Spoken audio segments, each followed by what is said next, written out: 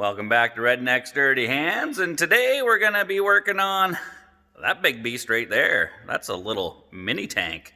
That's a 2016 Can-Am 850 with tracks. So we'll take a look at this and we'll go around. It's got some engine issues now.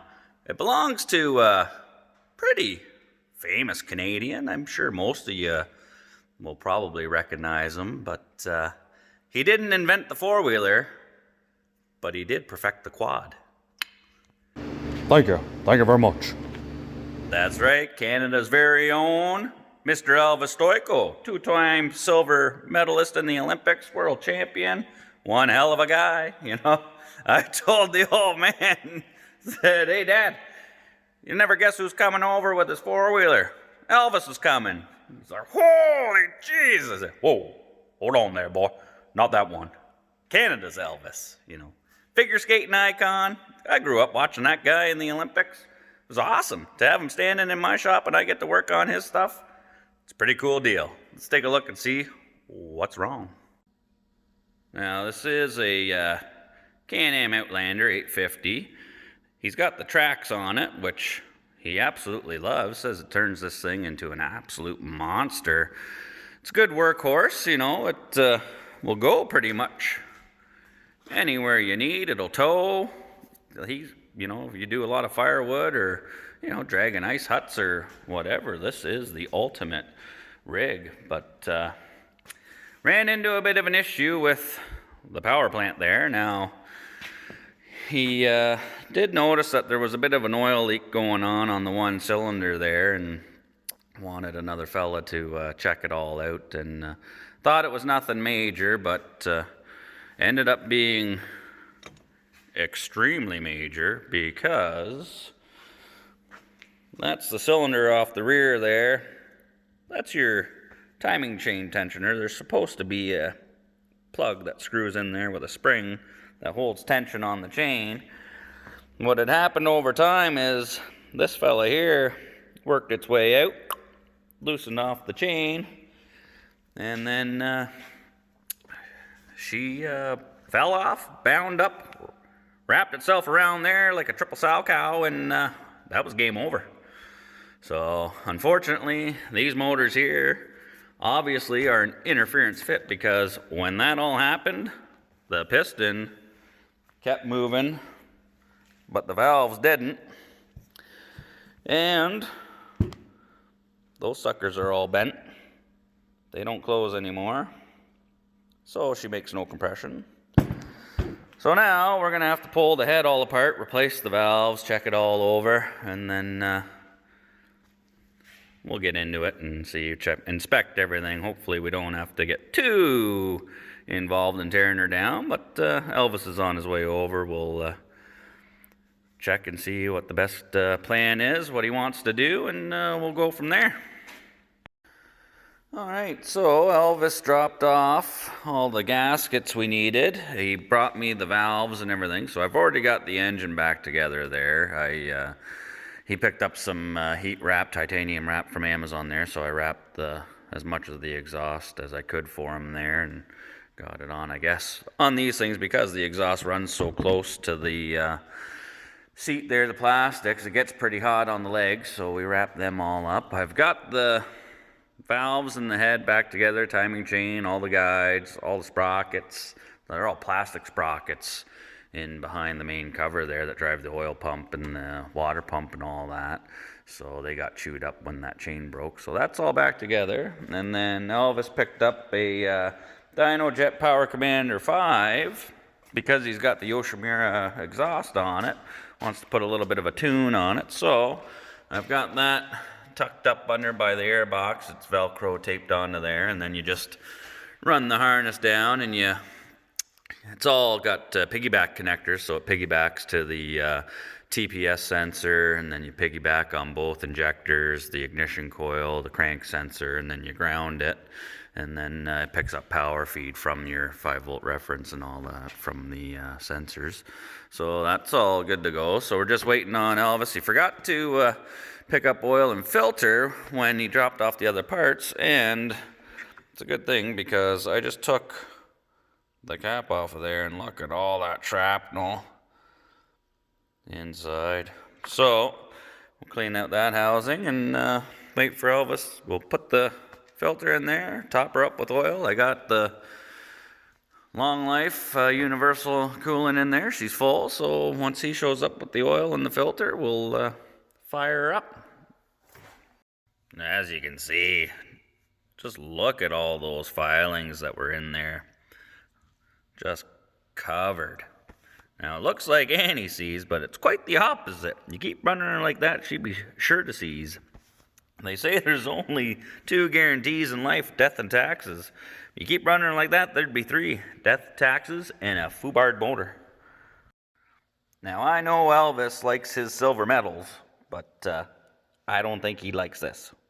This little fella here, there's 2 of these on there, 1 on each cylinder. This is a cam chain tensioner from Can-Am, and it's just a plastic unit. Has a plastic insert with a steel pin on it that threads in and out. There's a spring that goes in this end, and then another cap, a plastic cap, that threads in here and winds up that spring to keep tension on it. This little plug, over time or something happened, I don't know, heat or whatever, came loose and threaded itself out, and when it popped out, so did the spring. This guy was able to back off. It slacked off the timing chain. Then once that chain slacked off, it was able to skip time. Now these are interference engines, and what that means is as those pistons are moving and the valves are moving, they can make contact, and when they do, they bend.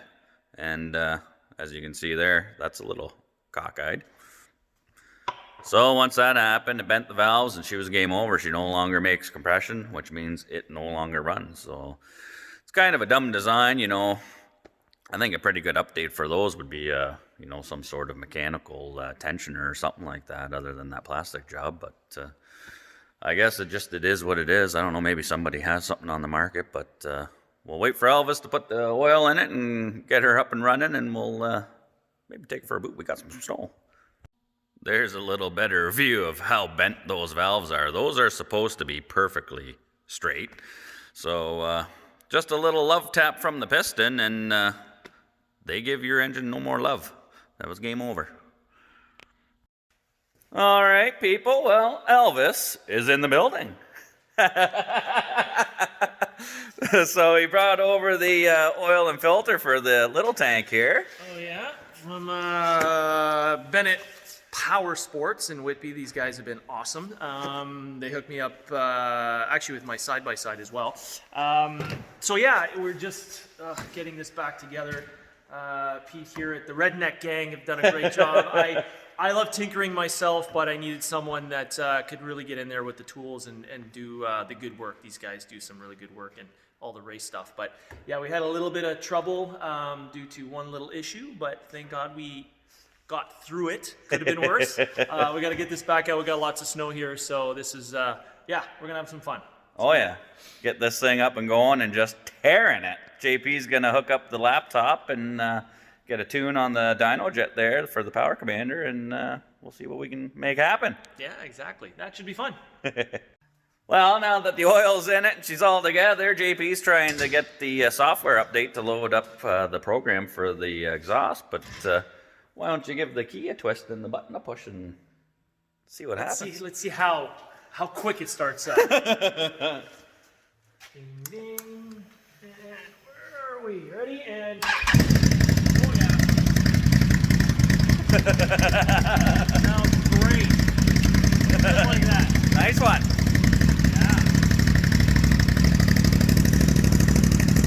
Yeah, it sounds good. Before it had this weird, I don't know, it's like it was losing air or something, but I guess from the plunger, from where the chain tensioner, that's what we had the issue with. Yeah. It caused the spring popped out of it, and that was it. So now it sounds right. Now it's good. But I'll always have an ear for it now. So now I know exactly what happened, so I can be aware of it for next time. If you can hear it over that nice sounding exhaust, sounds pretty good. No, that one's great. I like that because it gives it enough bark, but it's not it's not irritating. Yeah. You know, I don't want anything irritating and annoying, but no, it sounds great. And now we're going to tweak it with a little air fuel mixture properly, and yeah, give her a few ponies and make her run good. So help me plow snow and go fast when I want to go fast. Right on. Dyno jet's all up and going. It's all linked in. Gonna get the benefit from the pipe and that air filter now. Elvis better hold on to his skates. Well, Elvis's quad is up and running, sounding pretty good. Best part is 0 leftover bolts. That's always a bonus when you're a mechanic. The only thing we got left over is that old tensioner that caused this whole ordeal, and that sucker gone now. We're button her up, and we're gonna rip it over that big old snow pile out front. Test out those tracks. Let's go, boy.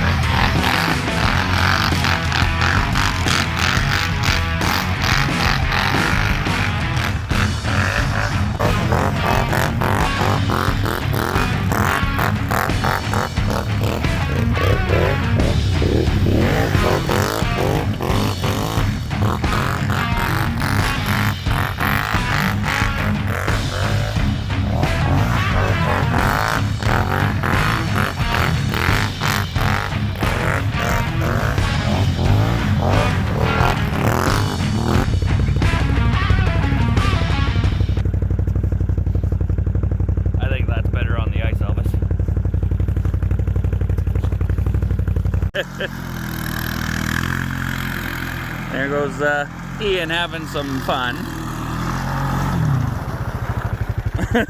Nice one. Well, you can't really slide around with this one like you can with that one, but we saw this one, how easy it went up and over the hill. Why don't we show what a stock no track one does?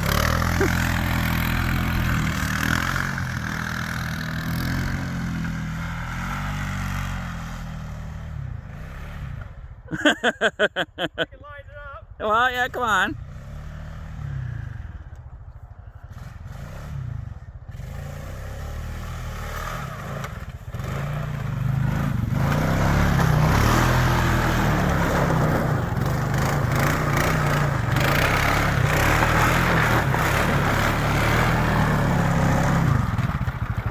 That wasn't too bad. You had to get a little bit of a run at it.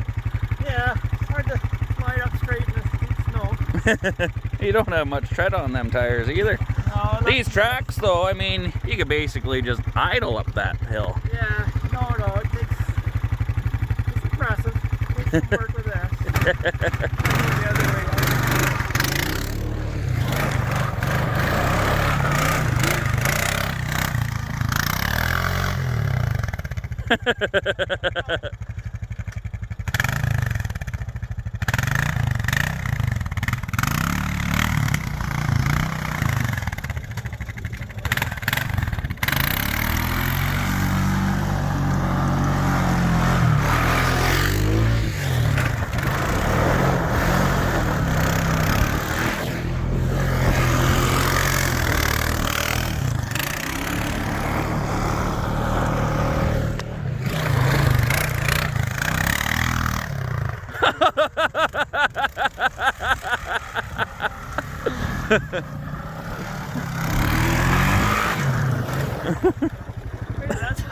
That was a good one.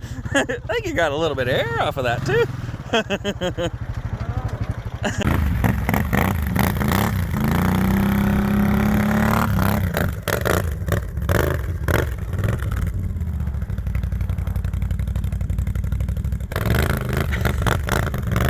Alright, now he's just being cocky.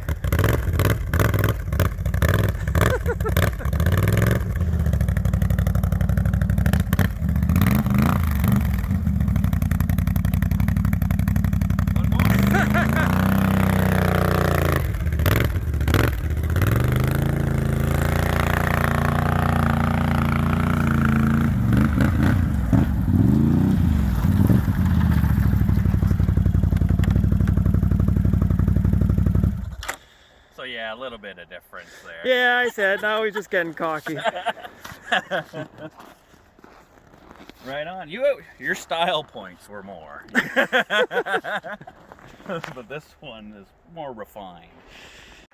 Well, the Can-Am works great. She's all back together. Just took it for a little bit of a rip. I didn't want to beat on her too hard, seeing as how it's Elvis's, not mine. But I gotta say, that thing with the tracks on it is an absolute beast. That pipe on there sounds wicked. The power commander works great. You know, you can feel the response and the power that thing's got. You know, ripping around through the snow, it just flings it everywhere. It sounds wicked, looks awesome. Climbs the snow piles, no problem. That baby there is king of the hill. So I think Elvis is going to be pretty happy with that, so he can come and pick her up. And I know he's been dying to get her back so he can plow his driveway after the snow. So we'll wait for him. And, you know, thanks for tuning in. And don't forget to subscribe, hit the like button, leave a comment if you like, and take her easy.